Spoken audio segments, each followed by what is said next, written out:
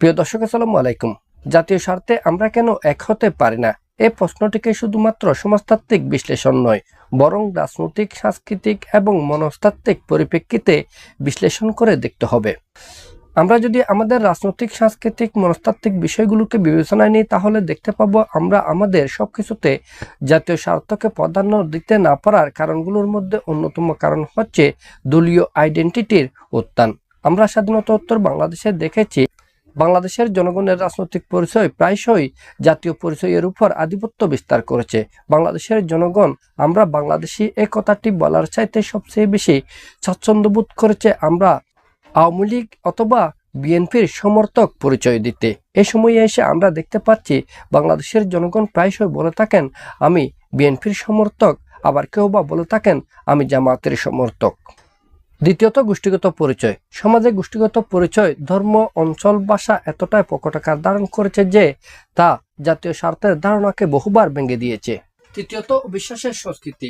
রাজনৈতিক প্রতারণা, বিভ্রান্তিমূলক প্রচারণা এবং দুর্নীতির অভিজ্ঞতা আমাদের একে অপরের প্রতি সন্দিহান করে গড়ে তুলেছে।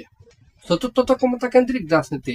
জাতীয় স্বার্থকে উপেক্ষা করে ক্ষমতাকে ধরে রাখার খেলায় মেতে থাকে অনেক রাজনৈতিক দল বা রাজনৈতিক জোট। ফলে ক্ষমতা চলে যাওয়া মানে ধরে নেওয়া হয় তাদের আদর্শ চলে যাওয়া, ক্ষমতার পরিবর্তন হওয়া মানে ধরে নেওয়া হয় তাদের আদর্শের পরিবর্তন।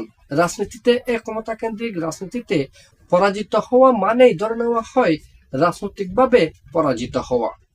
পঞ্চমত, ভুল নীতি নির্ধারণ। নীতি নির্ধারণের ক্ষেত্রে জাতীয় স্বার্থকে উপেক্ষা করে জনগণের বৃহত্তর কল্যাণের ক্ষেত্রটাকে বিবেচনায় না নিয়ে অনেকটা দলীয় স্বার্থ বিবেচনায় নিয়ে নীতি নির্ধারণ করা হয়। ষষ্ঠত, ইতিহাসের অপূর্ণ পাঠ। আমরা আমাদের পাঠ্য বইয়ে জাতীয় চেতনার প্রসার ঘটাতে যতটা না চেষ্টা করেছি, তার চেয়ে বেশি চেষ্টা করেছি দলীয় আদর্শকে জাতীয় চেতনা হিসেবে চালিয়ে দেওয়া। এতে করে আমাদের তরুণ প্রজন্ম কোনটি দলীয় চেতনা, দলীয় আদর্শ আর কোনটি জাতীয় আদর্শ বা জাতীয় চেতনা, জাতীয় স্বার্থ সেটি বুঝে উঠতে পারেনি। যার ফলে আমরা আমাদের জাতীয় স্বার্থের ক্ষেত্রে ঐক্যবদ্ধ হওয়ার ক্ষেত্রে দ্বিধাদ্বন্দ্বে থাকি। কিন্তু সবকিছু সত্ত্বেও আমরা পারি দুর্যোগের সময় বিশ্ব ক্রীড়া প্রতিযোগিতা, স্বাধীনতার স্মৃতিচারণে আমরা জাতীয়ভাবে ঐক্যবদ্ধ হতে। তাই আমরা আশা রাখতে পারি এই জাতি একদিন ঐক্যবদ্ধ হবে জাতীয় স্বার্থকে বিবেচনায় নিয়ে।